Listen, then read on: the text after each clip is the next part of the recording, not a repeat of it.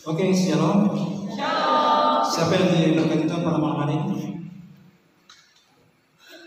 Puji Tuhan.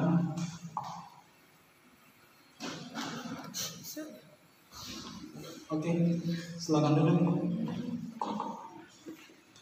Malam ini kita akan belajar tentang iman yang dibakar. Nah, pada kesempatan ini beberapa mau tanya, siapa yang sudah punya iman? Angkat tangan. Yang pasti, siapa sudah punya iman? Yang ragu-ragu jangan ke saya. Yang ragu-ragu jangan angkat tangan. Sekali lagi beberapa daun tanya, siapa yang sudah punya iman?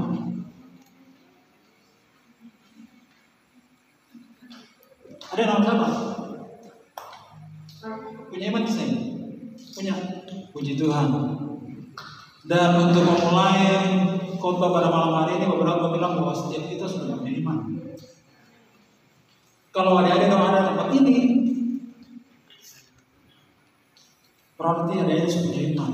Kenapa? Adik-adik sudah melalui satu proses di mana adik terima Yesus dalam hati, dan Yesus sekarang sudah tinggal dalam hati. Aku tuh bisa pakai, bisa. Oke, sabar dulu, sabar. Bapak Daud sangat diberkati sekali diberi kesempatan untuk membagikan iman buat adik-adik semua. Ini hal yang paling mendasar dalam hidup. Kalau kita salah memahami iman, maka kita akan menjadi orang-orang yang gagal dalam hidup. Jadi pada kesempatan ini Bapak sangat bersuka cita diberikan kesempatan untuk membagikan kebenaran tentang iman. Iman itu bukan suatu metode, namun iman itu seorang pribadi. Iman itu pribadi, seorang pribadi. Nanti orang akan belajar. Dan puji Tuhan, semua kita sudah punya iman. Ada yang bawa kita? Mari kita buka dalam Ibrani 11 ayat 1 sampai 3. Kita akan belajar tentang apa itu iman. Ibrani 11 ayat 1 sampai 3.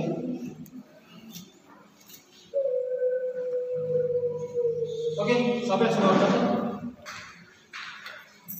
Amin. Amin. Oke, silakan baca. Hah? Baca. Ibrani berapa? 3 ya? 11 ayat. 11 ayat 1 sampai 3. Kita baca. Jadi baca 1, 2, dan 3. Sama ayat. Saksi-saksi iman. Iman adalah dasar dari segala sesuatu yang kita harapkan dan bukti dari segala sesuatu yang tidak kita lihat. Ulang. Iman adalah dasar dari segala sesuatu yang kita harapkan dan bukti dari segala sesuatu yang tidak kita lihat. Yang kedua, sebab oleh imanlah telah diberikan kesaksian kepada nenek moyang kita. Yang ketiga, Karena iman kita mengerti bahwa alam semesta telah dijadikan oleh firman Allah, sehingga ada apa yang kita lihat telah terjadi dari apa yang tidak dapat kita lihat. Oke, kita baca sama-sama yang ayat 3. 1, 2, 3. Karena iman kita mengerti bahwa alam semesta telah dijadikan oleh firman Allah, sehingga apa yang kita lihat telah terjadi dari apa yang tidak dapat kita lihat. Pahami ayat itu. Tanpa iman, kita tidak akan bisa mengerti bahwa alam semesta ini telah dijadikan oleh firman. Nah, kalau semua kita yang ada tempat ini kita percaya bahwa alam semesta ini diciptakan oleh firman, maka iman itu suara untuk diri. Oke? Jadi untuk memahami hal rohani harus ada iman duluan dalam hati dulu. Baru kita bisa mengerti segala hal tentang roh, segala hal tentang roh. Jadi hati-hati kalau kita bicara dengan orang itu belum begitu nangkap tentang hal rohani, maka bisa jadi kita belum pernah berpikir. Hanya iman yang bisa bawa kita percaya pada Yesus. Hanya iman. Bisa nangkap sih. Jadi iman itu dasar untuk percaya. Iman itu dasar untuk kita percaya. Jadi kalau orang bicara Injil atau beritakan Injil buat seorang, orang itu belum percaya, maka iman belum ada dalam diri. Jadi hal pertama yang harus ada dalam diri seorang adalah iman dulu, baru dia percaya bahwa Yesus. Jadi sebelum orang percaya dengan hal-hal yang rohani, maka iman itu harus ada di iman. Kenapa? Karena iman itu adalah pintu. Kalau iman itu adalah pintu seperti itu. Di mana kita masuk di alam roh. Halo. Iman adalah pintu di mana kita punya akses untuk mengalami semua hal-hal yang Tuhan lakukan. Tuhan sudah selesaikan seperti itu. Jadi kita harus percaya bahwa setiap kita, kalau sudah ada tempat ini, kita adalah orang-orang yang sudah punya iman. Oke, mari katakan sama-sama. Saya sudah punya iman. Sekali lagi sama-sama. 1, 2, 3. Saya sudah punya iman. Sekali lagi. Saya sudah punya iman. Tutup mata dan bayangkan. Katakan. 1, tutup mata ya. 1, 2, 3. Saya sudah punya iman. Sekali lagi. Saya sudah punya iman. Buktinya apa? Buktinya adalah percaya Yesus. Jadi sebelum ada percaya Yesus, maka iman itu datang dulu. Kalau percaya Yesus, bukan kita percaya Yesus dulu, baru iman datang. Terbalik itu. Kenapa? Karena iman itu seperti ini loh. Iman itu seperti HP. Kalau tanpa wifi bagaimana? Itu berguna sih. Tidak dong? Betul sih. Bagaimana kalau saya ada wifi, kita mau browsing Facebook saya bisa, WhatsApp saya bisa, segala macam saya bisa. Ya kan? Bisa angkat. Nah, ibarat HP nih, HP tetap hidup. Puterin sudah. Kalau tanpa wifi, pulsa data, bisa save. Stres tuh. Stres. Nah, bayangkan, orang hidup tanpa iman. Seperti HP tanpa wifi. Nah, kalau kau punya pulsa data, ya sudah ambil uang saja. Tidak berguna. Bisa nangkap kan? Bisa. Nah, kalau seandainya Mei Daud mau kasih hotspot ini, dia pasti senang sih. Senang luar biasa. Siapa yang mau dikasih hotspot? Gratis lagi. Pas senang. Kalau kalau sampai dikasih HP tanpa pulsa, dia stres. Kenapa? Karena sampai efek. Nah, untuk hidup ini kalau tanpa iman, terus bisa akses semua hal yang Yesus sudah menang. Terus bisa masuk. Kenapa? Karena iman adalah satu-satunya pintu yang kita bisa mengakses hal-hal yang supernatural. Lanjut.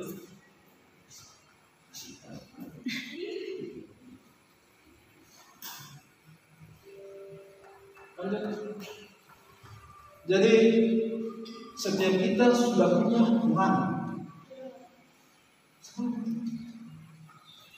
Nah, iman itu adalah pemberian.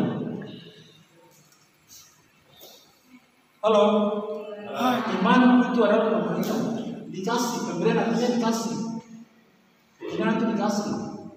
Bukan kotoran yang berusaha untuk mendapatkan iman, tidak. Jadi sia-sia kalau orang mau berusaha mendapatkan iman, menambah iman. Saya nggak pernah bisa. Tidak akan pernah bisa orang tambahkan atau iman sangat bisa. Karena iman itu sekali dikasih itu sudah. Iman diberi, siapa yang kasih? Tuhan Yesus yang kasih. Oke, sampai sini ada semangat kok? Iman itu saya yang cari-cari saya. Iman itu saya yang cari-cari. Jadi sekali kau terima Yesus, maka kau harus punya iman itu, dan iman itu saya bisa tambahkan lagi. Karena iman yang kau terima itu adalah iman yang sempurna. Oke, bisa paham itu? Jadi jangan lagi cari-cari iman. Semua saya cari iman. Makanya kenapa? Tuhan saya pernah bilang punya iman yang bisa sempurna. Tuhan bilang apa? Percaya saja. Oke. Nah, kalau pemberian, kotoran Allah itu tidak seperti beta, seperti mungkin yang santa, kadita, yang apa yang egois, yang kalau sesuatu dia mau kasih buat orang dia suka sana. Nah, apalagi orang yang dia suka dia akan kasih yang banyak. Tapi Tuhan kata orang sih, Tuhan kata orang itu simplifikasi.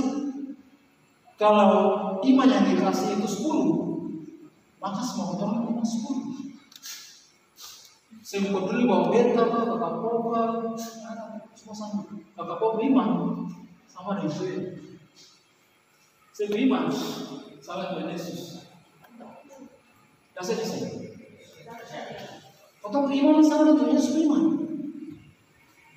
Halo, kaget kan? Jadi malam hari beberapa ribu ada orang tangkap bahwa Yohanes ini dan kita berangkat. Bahwa kita sih butuh lagi lebih banyak iman lagi tidak. Namun kita butuh apa lebih banyak percaya. Oke, jadi sebab kasih karunia kamu diselamatkan oleh iman. Itu bukan hasil usahamu, tetapi pemberian Allah. Itu bukan hasil pekerjaanmu. Jangan ada orang yang membanggakan diri. Jadi bisa menyembuhkan orang, usir setan, lalu bangga, luar biasa itu. Semua orang sama. Kenapa sampai ini saya bisa sembuhkan orang, saya bisa usir setan? Karena ini saja semua lakukan. Iya. Padahal setiap orang iman sama. Pemberian Allah itu penuh kasih dan dia memberikan itu sama rata. Contohnya bayangkan saja. Tuhan kasih matahari buat yang baik dan yang jahat. Itu saya. Ya kan? Betul. Itu salah satu bukti itu bahwa Alkitab katakan kasihnya baru setiap pagi. Kasihnya baru setiap pagi itu buat siapa? Bukan hanya untuk orang yang baik, orang jahat juga. Nah, kalau Allah terus seperti itu, Allah kita seperti itu, maka sudah pasti iman yang Tuhan berikan buat kita adalah Tuhan yang sama. Tidak ada yang lebih, tidak ada yang kurang, semuanya sama. Oke, lanjut. Nah, berapa besar imanmu? Kau orang beriman sebesar Yesus dalam bentuk apa kehidupan sehari-hari. Jadi sampai sini, siapa yang masih mencari-cari iman? Berusaha punya iman yang lebih besar. Ada saya yang berusaha punya iman yang lebih besar. Alih mungkin tidak. Puji Tuhan. Berarti harap mari kita pahami ini hal dasar. Kebanyakan bukan hanya kebanyakan, hampir semua orang sepaham bahwa iman itu pemberian. Iman itu diberi, bukan hasil kerja orang, bukan hasil orang baca Alkitab, sekolah Alkitab, hasil ikut pemerintah, ikut youth camp, tidak. Namun itu kasih karunia. Sebelumnya kasih karunia. Nanti Bapak akan menjelaskan tentang kasih karunia. Luar biasa. Itu cuma-cuma. Arti kasih karunia adalah apa? Kotoran tidak layak untuk menerima. Namun karena kasih karunia, kotoran diberikan yang cuma-cuma. Karena ketidakmampuan kotoran, Tuhan berikan yang cuma-cuma. Oke, lanjut. Nah, berapa besar imanmu? Imanmu sebesar Yesus dalam hidupmu. Ia berkata kepada mereka, karena kamu kurang percaya. Sebab aku berkata kepadamu, sesungguhnya sekiranya kamu mempunyai iman sebesar biji sawi saja, kamu dapat berkata kepada gunung ini, pindah dari tempat ini ke sana, maka gunung ini akan pindah dan akan ada yang mustahil bagimu. Kita orang percaya selalu berbicara tentang ukuran. Kita bilang apa? Pendeta boleh baru punya cukup iman untuk melakukan hal-hal yang mustahil. Mungkin seseorang itu atau mungkin pastor untuk siapapun, mungkin mereka punya cukup iman untuk melakukan mujizat, mengalami mujizat dalam hidup. Nah, pada malam hari Bapak bilang iman kita sudah cukup untuk mengalami mujizat dan mujizat. Dan Bapak harap hari tangkap itu, Ina punya iman sudah cukup untuk mengalami mujizat. Semua orang. Halo? Kita belajar satu malam ini. Ya. Mari katakan dalam hatimu, kita punya iman yang besar. Iman kita sebesar Yesus dalam hidup kita. Seberapa besar Yesus, itulah iman kita. Oke, lanjut. Nah, bagaimana caranya iman itu diberikan? Iman diberikan itu bagaimana caranya? Bagaimana caranya iman itu bisa sampai buat adik-adik semua? Iman itu disampaikan itu melalui jadi iman timbul dari pendengaran dan pendengaran oleh firman Kristus. Oleh firman Kristus saya bukan yang lain.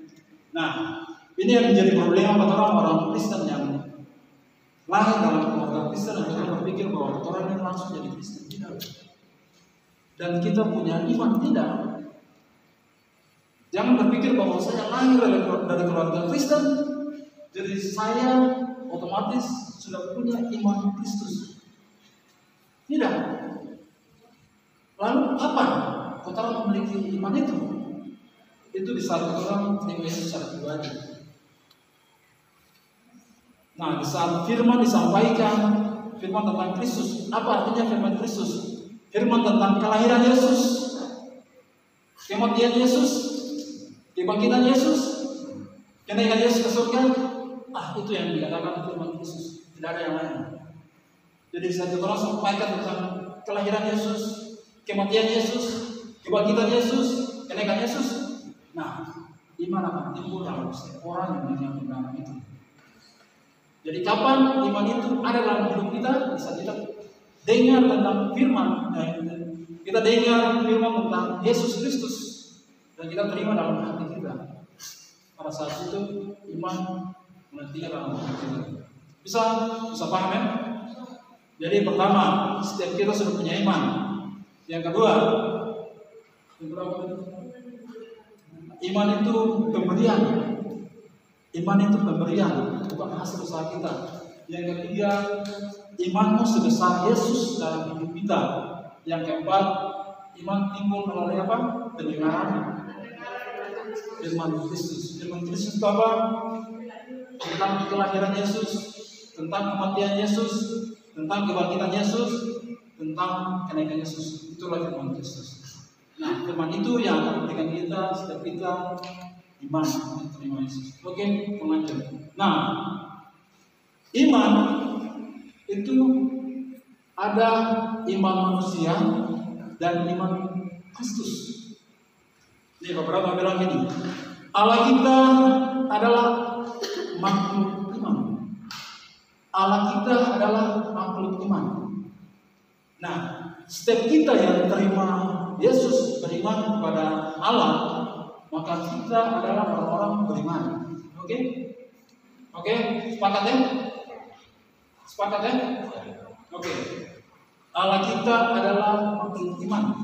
Dan setiap kita yang percaya kepada Allah, maka kita adalah orang-orang beriman. Makanya kenapa dikatakan bahwa maka orang beriman, kata Indah orang beriman, setiap kita adalah orang beriman. Nah, itu karena kita adalah yang percaya kepada Allah. Nah, di saat manusia jatuh dalam dosa, iman yang lain pergi dan tinggalkan manusia. Dan yang tertinggal itu apa? Iman manusia. Kenapa sampai dikatakan iman manusia? Karena Allah menciptakan kita seturut dengan gambarnya. Nah, kalau Allah ciptakan kita seturut dengan gambarnya, kalau Allah itu adalah makhluk iman, maka setiap kita walaupun Allah sudah meninggalkan kita, namun kita masih memiliki iman. Itu iman manusia. Oke, bisa tangkap ya? Jadi dalam hidup kita ini ada iman manusia, ada iman Allah. Ada iman manusia, ada iman Allah. Nah, iman manusia itu apa? Iman manusia adalah segala sesuatu yang bergerak saring melalui kekuatan.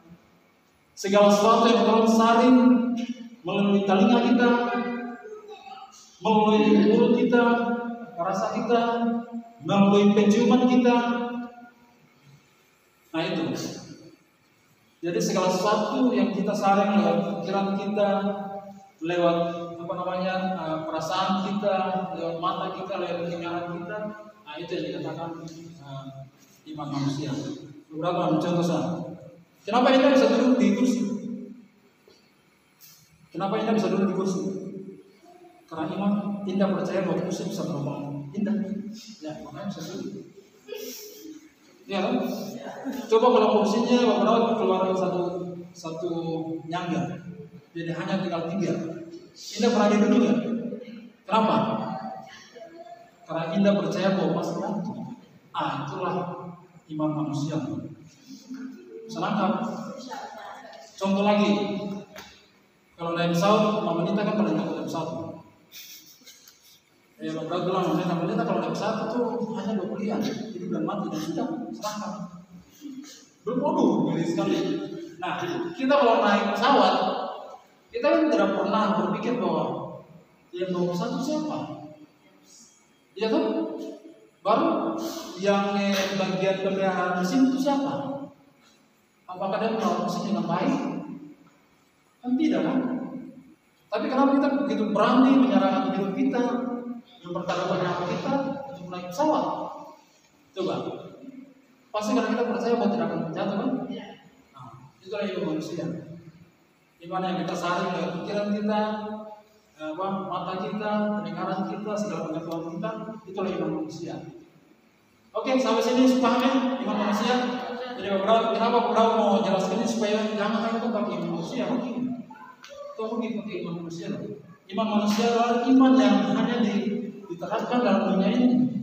Bisa mengakses hal-hal yang supernatural, tidak.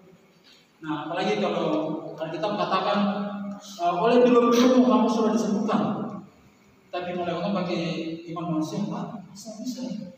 Oh iya, itu iman manusia. Jadi jangan coba pakai iman manusia karena itu pasti gagal itu. Lanjut.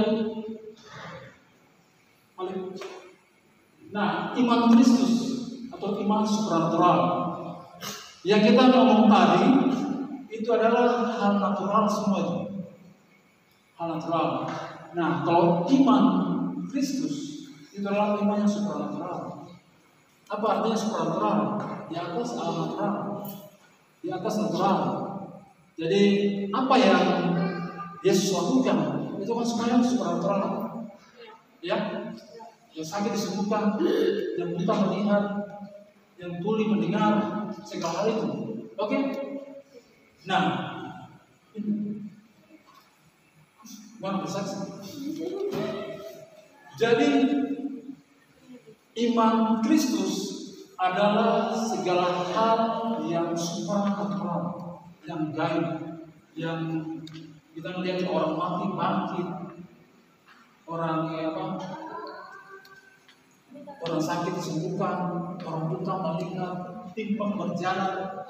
Beberapa pernah lihat orang yang datang dengan kaki ada ini sakit ditanggung, setelah disembuhkan dia pulang balik tanggulan kita mempermalukan itu. Itulah iman supernatural, dan iman supernatural itu yang Tuhan sekarang lakukan. Halo, iman supernatural itu sudah lakukan. Jadi Tuhan rindu setiap kita jangan menggunakan iman manusia, pakai iman Kristus, iman supernatural.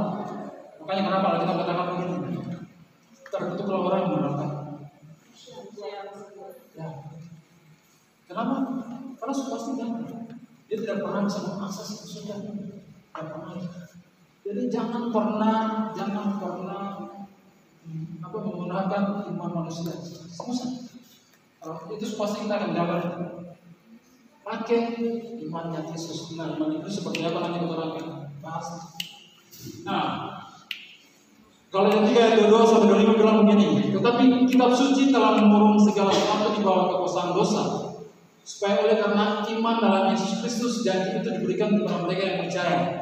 Sebelum iman itu datang, kita berada di bawah penolakan Taurat dan dikurung sampai iman itu telah dinyatakan. Jadi hukum Taurat adalah penutup bagi kita sampai Kristus datang supaya kita dibenarkan karena iman. Sekarang iman itu telah datang, karena itu kita tidak berada lagi di bawah penguasaan hukum. Beberapa bilang bahwa iman itu adalah Yesus. Bisa nangkap. Iman itu adalah Yesus. Untuk belajar dari ayat ini katakan apa? Bahwa kitab suci telah mengurung salah satu batu dosa, supaya oleh karena iman dalam Kristus Yesus, janji itu diberikan kepada mereka yang percaya. Sebelum iman itu datang, kita berada di bawah pengawalan hukum Taurat dan dikurung sampai iman itu telah dinyatakan. Jadi hukum Taurat adalah penuntun bagi kita sampai Kristus datang supaya kita dibenarkan karena iman. Sekarang iman itu telah datang, karena itu kita tidak berada lagi di bawah pengawasan hukum Taurat. Nah, beberapa mau sharing tentang hukum Taurat. Ada yang tahu apa itu hukum Taurat? Cara kerja hukum Taurat seperti apa? Hukum Taurat itu siapa yang tahu? Satu-satu. Jangan bunuh. Jangan curi. Jangan zina. Ya, segala hal itu. Hukum Taurat untuk apa? Orang melakukan segala hal itu supaya orang bisa diselamatkan. Oke? Bisa tambahkan? Hukum Taurat itu adalah memberikan kita suatu syarat, ketentuan yang olehnya kalau kita lakukan itu maka kita diselamatkan. Oke? Nah, kasih karunia itu berbeda. Kasih karunia itu adalah apa? Kasih karunia adalah apa? Yesus yang lakukan, bukan kita yang lakukan. Halo? Yesus yang lakukan, bukan kita yang lakukan. Jadi iman pada perjanjian lama itu adalah apa? Orang melakukan, orang menaruh iman kita kepada janji Tuhan. Tetapi di perjanjian baru, halo? Dita? Ya. Gimana? Ada pertanyaan? Tahu. Bisa perhatikan teman-teman? Hal ini sangat penting sekali dalam hidup ini. Sangat penting sekali. Nah, kasih karunia itu berbeda dengan apa namanya hukum Taurat. Kalau hukum Taurat menuntut orang harus melakukan untuk diselamatkan, harus melakukan untuk diselamatkan. Hukum Taurat itu seperti iman manusia yang harus kita lakukan. Kita harus mengenal kekuatan kita agar supaya kita boleh dibenarkan. Namun kasih karunia tidak. Kasih karunia sekarang yang orang jalani saat ini tidak menuntut kita, tapi yang melayani kita. Berikan yang cuma-cuma, berikan yang cuma. Makanya iman Kristus itu sudah Tuhan berikan buat kita. Oke, bisa katakan? Jadi perbedaan iman manusia dan iman Kristus, perbedaan hukum Taurat dengan kasih karunia itu adalah bahwa hukum Taurat kita yang melakukan untuk kita selamatkan, tapi kasih karunia adalah apa? Kita menerima yang cuma-cuma, menerima yang cuma-cuma. Jadi bagaimana kita menerapkan iman dalam kehidupan kasih karunia saat ini? Itu tidak percaya. Kenapa? Karena Yesus yang melakukan sesuatu. Yesus yang berperang, Yesus yang menantang segala sesuatu, dan kita menerima dengan cuma-cuma. Jadi bersyukur kita punya iman dengan Kristus dalam hidup kita. Kita lanjut. Nah, 1 Petrus 1 ayat 23 katakan, karena kamu telah dilahirkan kembali bukan dari benih yang mana, tapi dari benih yang tidak mana, oleh firman Allah yang hidup dan yang kekal. Beberapa bilang begini, kenapa saya beberapa bilang kata iman kita adalah Yesus? Kenapa? Karena setiap orang ini sudah mati. Di mata Allah, setiap kita adalah orang-orang yang sudah mati. Bisa apa kan? Orang-orang yang sudah mati. Lalu kenapa kita bisa hidup? Karena Yesus hidup dalam kita.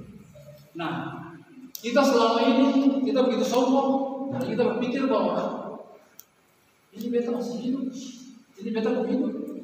Padahal setiap kita adalah orang-orang yang telah dihidupkan oleh Yesus. Artinya apa?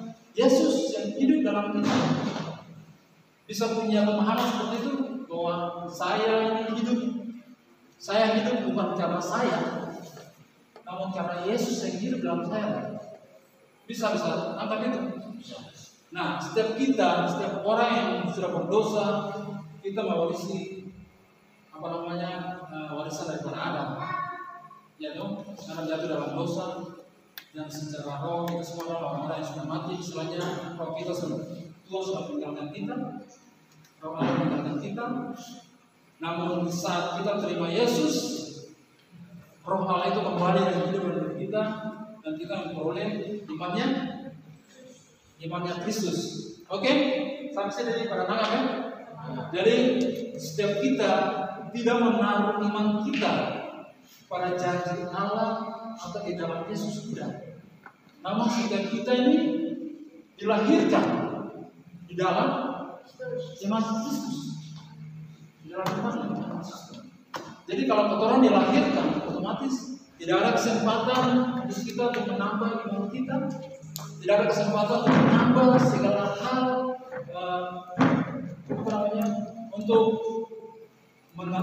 untuk memperlengkapi pekerjaan Tuhan, tidak ada. Oke? Jadi iman yang diberikan dan kita punya iman yang kita dilahirkan di dalam iman Kristus. Iman yang kita punya adalah iman yang kita peroleh lewat apa?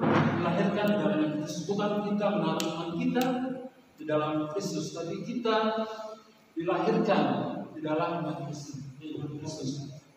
Oke, lanjut. Nah, Galatia 2 ayat 20 berkata, namun aku hidup, tetapi bukan lagi aku sendiri yang hidup, melainkan Kristus yang hidup dalam aku. Dan hidupku yang menghidupi sekarang di dalam daging adalah hidup oleh iman dan anak Allah yang telah mengasihi aku dan menyerahkan dirinya untuk aku. Nah, dari ayat ini, kalau ada paham tentang ayat ini, maka kita akan sepakat bahwa setiap kita hidup kita bukan lagi punya kita, namun Kristus yang hidup dalam kita. Nah, kalau Kristus yang hidup dalam kita, maka sudah pasti iman Kristus itu yang bekerja dalam hidup kita. Jadi, mari jangan lagi menggunakan iman manusia, tetapi menggunakan iman Kristus supaya kita boleh mengalami kemenangan. Kita punya iman yang mengubahkan. Setiap kita kan pasti rindu untuk mengubahkan dari hidup susah, dari hidup yang nyaman, dari hidup yang sakit, dari hidup yang sehat, dari hidup yang menderita, dari hidup yang nyaman, dari hidup yang pas-pasan, jadi hidup yang berkecukupan. Pasti semua orang punya itu kan. Nah, mari kita beriman, kita menggunakan iman Kristus, bukan lagi menggunakan iman manusia. Kalau kita mulai menggunakan iman Kristus, maka kita akan mengalami segala hal yang Yesus sudah kerjakan yang spesial dari tangan. Oke, lanjut. Nah, bagaimana caranya agar supaya permasalahan sekarang ini bukan lagi iman? Ya, ada ya. Untuk jawaban doa, kita harus butuh lagi iman. Untuk jawaban doa, kita harus butuh lagi iman. Namun kita butuh apa? Percaya saja. Kenapa? Karena kita sudah punya iman yang cukup. Iman kita adalah Yesus. Apa artinya iman Yesus? Iman Yesus artinya apa? Yesus menjadi jaminan atas setiap janji-janji Tuhan. Yesus menjadi jaminan atas semua yang Yesus sudah kerjakan di atas kayu salib. Apa saja yang Yesus sudah kerjakan di atas kayu salib? Dosa disucikan, oke? Sakit disembuhkan, oke? Miskin jadi kaya, oke? Percaya? Amin. Kalau saya percaya, oke, terserah. Namun kita percaya. Apalagi yang sakit menjadi sembuh. Apa yang Yesus kerjakan di atas kayu salib? Yang lumpuh berjalan, yang buta melihat, yang tuli mendengar, yang apa lagi? Yang miskin jadi kaya. Segala hal itu. Jadi kalau kita percaya Yesus, percaya artinya apa? Kalau menggantung seluruh hidup itu, gantungan seluruh hidup, jangan lagi gunakan Tuhan, tapi memikirkan bahwa nantinya bagaimana, Artinya apa? kita menggunakan iman Kristus. Artinya apa? Bahwa Yesus yang membiayai seluruh hidup kita. Yesus yang jadi jaminan atas segala kebutuhan hidup kita. Ada dia bisa sudah sampai pada tingkat ini kan? Benar berserah dan percaya bahwa ini kan bukan tentang saya, tapi ini tentang Yesus. Kalau saya miskin ya Yesus yang mana? Kalau sampai pada tingkat itu, ayo naik lagi. Terus naik. Kalau saya jalan kaki ke sekolah, ya Yesus yang mana bukan saya. Jadi tuntut.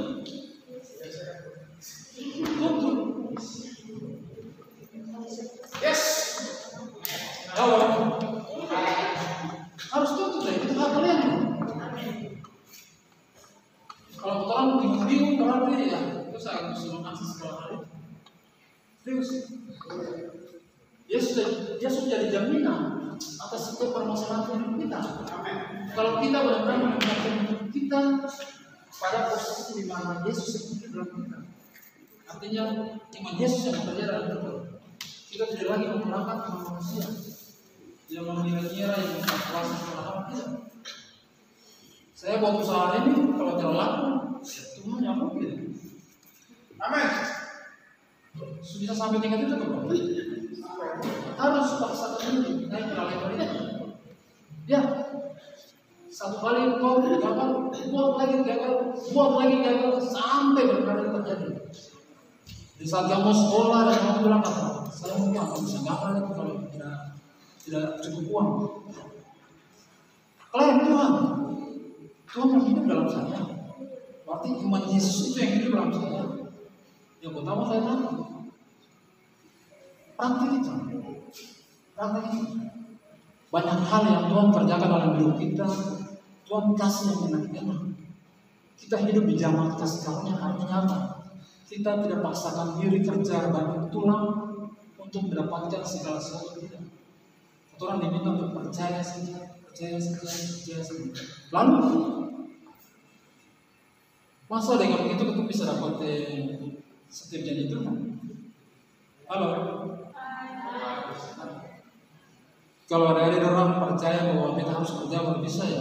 Ya seperti itu. Seperti itu iman. Terjadilah seperti iman. Ya. Tapi kalau kita percaya bahwa segala sesuatu yang beta dapat dalam beta hidup ini Tuhan yang memberi, maka Tuhan punya cara untuk memenuhi setiap kebutuhan kita. Oke lah, orang bekerja, berarti bekerja. Tapi orang bekerja bukan membanding tulang. Orang bekerja bukan untuk apa namanya? Seperti orang luar yang gila-gilaan. Orang bekerja hanya untuk apa? Seperti ini. Contohnya beberapa contohnya. Ini harus ditanam tuh, taruh di tangan tuh. Nah, orang butuh tindakan orang untuk taruh. Itu sama. Yang punya hak untuk kasih tumbuh benih adalah Tuhan. Yang punya hak untuk kasih besar sampai tinggi sampai punya buah itu Tuhan, bukan bagian Tuhan. Nah, berapa akan contoh begini? Sebagai dari kakak kita, kamu tugas. Betul mau makan, buat sepuluh. Taruh aja. Tuhan punya tugas untuk apa? Mau makan? Nah, serius. Beberapa punya kesaksian lagi. Beberapa belajar dari atas orang sama Tuhan itu ada omak. Ya, di beberapa begini. Kalau kamu mau diberkati, kamu buka rekening. Dan kamu mulai nabung seberapa yang kamu punya. Dan kamu akan lihat orang. Seberapa banyak yang kamu akan dapat. Hal baru kan? Untuk sampai ke tingkat itu, orang mulai dari dasar. Untuk bangun di dunia besar ini, kita mulai dari fondasi. Untuk hal-hal yang dasar saja, adik-adik belum mau untuk melakukan. Bagaimana bisa sampai ke tingkat seperti itu? Jadi kalau mau mengalami mujizat yang besar dalam hidup, mujizat sebenarnya Tuhan sudah pernah sediakan mujizat buat kita. Halo, mujizat itu hanya buat orang-orang yang dalam masa krisis. Contoh seperti bangsa Israel dalam perjalanan dari Mesir ke Israel, orang mengalami pencobaan segala macam. Nah itu Tuhan sediakan mujizat buat mereka. Nah setiap orang yang dalam sakit, dalam kekurangan itu Tuhan sediakan mujizat buat mereka. Tapi setiap orang percaya, Tuhan sempurna sediakan mujizat buat orang percaya. Tuhan sediakan apa? Berkat-berkat. Berkat-berkat itu artinya apa? Pas mau beli itu ada, pas beli itu ada, pas beli ini ada. Itu yang siapkan terjadi dalam hidup. Nah, terlalu banyak kita yang mau langsung instan, mau langsung mujizat yang besar. Akhirnya kita tidak mulai dari proses dari bawah. Akhirnya kita tidak pernah mengalami hal yang besar. Jadi mulailah apa yang Tuhan taruh dalam hatimu, dalam usaha, dalam segala hal, mulai dengan iman Kristus. Iman Kristus artinya apa? Melihat bukan lagi dengan mata jasmani, telinga jasmani, melihat dalam roh. Dalam roh artinya apa? Apa yang Tuhan sudah selesaikan dari kayu salib, itu yang menjadi patokan kita. Itu kita akan mengalami manusia yang begitu dalam hidup. Berat mau cerita satu cerita sih. Lukas 17 kan? Lukas 17 dia bilang begini, ada seseorang tuan dengan hamba. Tuan dengan hamba itu, hamba dalam bahasa Alkitab dibilang kata dulos. Dulos itu hamba itu tidak punya arti apa-apa. Jadi dia itu memang budak, membantu orang kalau pulang hari sudah. Jadi tidak punya harga apa-apa. Jadi dia punya tugas itu harus layani tuannya. Harus layani tuannya. Jadi tuannya mau apa itu? Harus layani. Jadi dalam Alkitab menceritakan bahwa apabila tuannya ini pulang dari bekerja, disuruhlah hambanya ini untuk melayani, makan segala hal kebutuhan dia sampai tuannya ini sudah kenyang dulu, baru mulai giliran hambanya yang bagian dalam makan malam. Itu beberapa bilang ini, iman itu sama seperti hamba itu. Kalau kotoran ini mungkin karena Tuhan tidak pernah punya pembantu di rumah, jadi kita tidak pernah bisa membayangkan bahwa iman itu seperti pembantu. Kotoran harus pergunakan iman itu. Baru pernah dengar ini kan?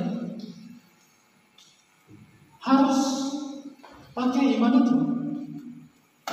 Harus pakai iman itu. Iman ada untuk apa? Dipakai. Halo. Lukas 17 ayat 7 orang baca sama-sama ya.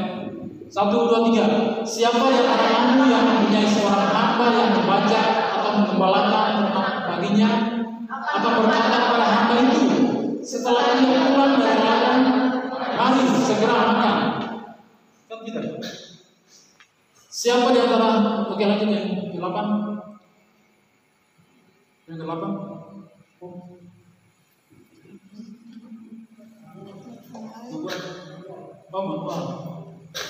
Oke, jadi potong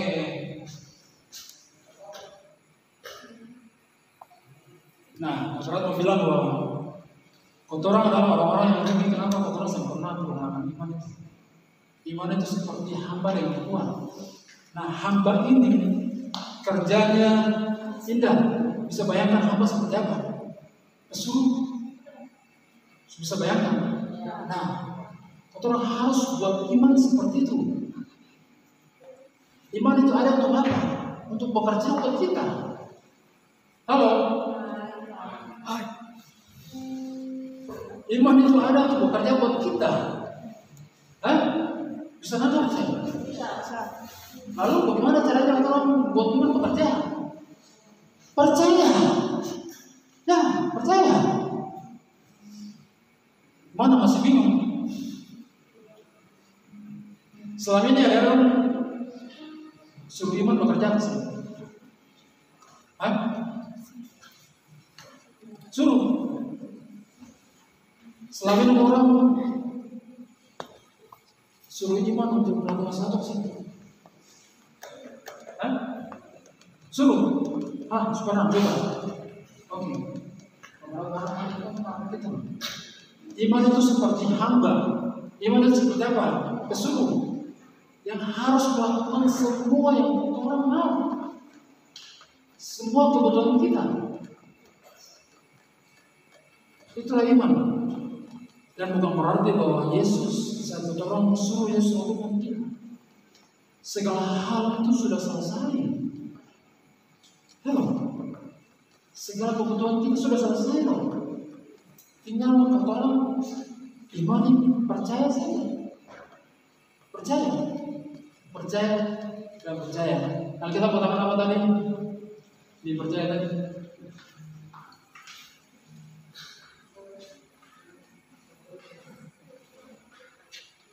Jangan takut, percaya saja. Sampai di sini ada pertanyaan kan? Mungkin kamu bingung atau mungkin terlalu berat. Pelajaran iman mungkin terlalu berat kan? Ada pertanyaan? Ada yang paham? Coba katakan. Ya. Ada paham? Paham ya? Berarti harap paham. Jadi kita mulai dari awal. Setiap kita punya iman. Yang kedua, iman itu diberikan, bukan orang cari sendiri, tidak. Terus kita untuk iman itu Yesus itu sudah iman kita. Artinya apa? Artinya Yesus yang dijamin ada semua semua kebutuhan hidup orang. Jadi semua yang Yesus sudah menangkan, yang sudah selesaikan, yang sudah sering, itu yang harus kita alami dalam hidup kita. Nah, semua hal yang Yesus sudah menangkan itu yang harus terjadi dalam hidup kita. Kalau kita percaya. Yang ketiga, yang selanjutnya, iman itu datang lewat pendengaran atas firman Kristus. Firman Kristus itu apa? Berita tentang kematian Yesus, kenaikan Yesus, dan nanti kita akan alami pada minggu besok. Nah, terus ada iman manusia, ada iman Kristus atau iman Allah. Nah, kebanyakan kita menggunakan iman manusia lewat apa? Lewat menyaring salah satu lewat mata kita, apa yang kita lihat, apa yang kita dengar, apa yang kita rasakan, apa yang kita cium. Nah, kalau iman Allah itu adalah hal yang supranatural. Apa itu hal yang supranatural? Semua hal yang Tuhan kerjakan di atas muka bumi yang sudah Tuhan menangkan bagi kita, yaitu sakit disembuhkan, yang buta melihat, yang bimbang berjalan, yang miskin menjadi kaya, segala hal itu kasih tanpa syarat, pengampunan, kemenangan, segala hal itu yang akan terjadi dalam hidup kita. Oke? Yang lanjut lagi.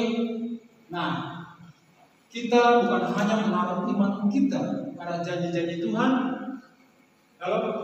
namun kita dilahirkan dalam iman Kristus. Artinya apa?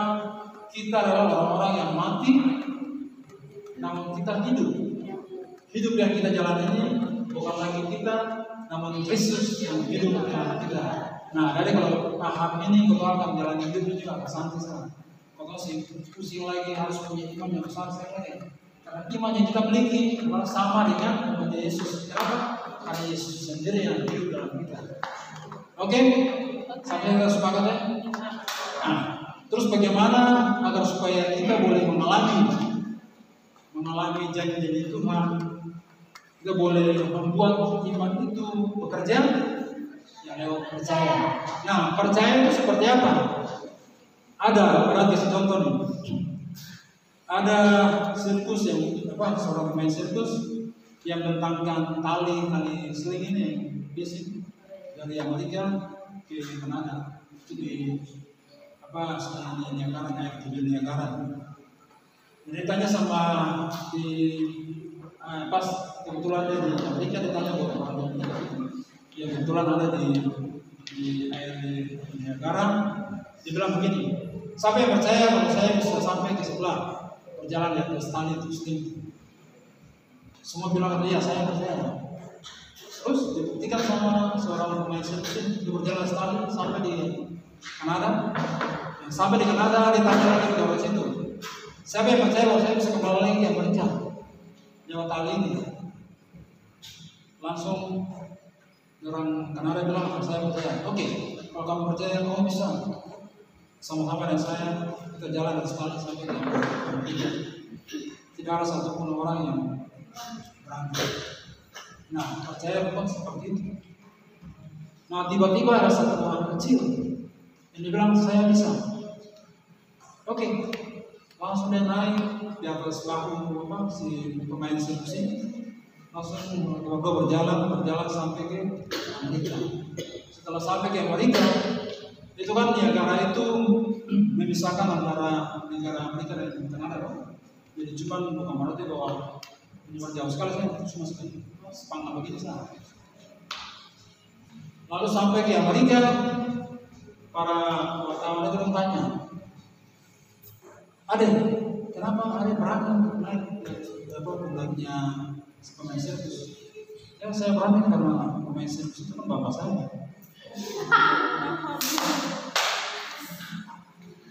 Itulah percaya seperti itu. Jadi percaya bukan hanya sebagai kata bicara, namun betul seakan seluruh betul hidup itu buat Bapak Daud pernah dalam waktu singkat Bapak Daud bilang ini, Menikah kenapa meninggalkan Jakarta dengan penuh keramaiannya, Ancolnya, terus Tugu Monasnya, segala hiburannya begitu banyak di Jakarta sana, mall-mallnya, dan datang ke Tanah K yang waktu itu kan belum ada kota juga, masih ada tuh hanya yang ada pasarnya ada hanya pasar tua. Yang motor ke sana sebentok, sini mentok, selesai pulang. Langsung kita bilang, karena beta sayang sih, karena beta percaya dengan sih. Itu artinya apa? Kita percaya artinya orang meninggalkan semua hal yang mengganggu segala pikiran kita. Orang fokus kepada apa yang kita percaya. Ya malam hari beberapa bilang gini, adik-adik, beberapa itu orang fakta kita imannya. Kenapa?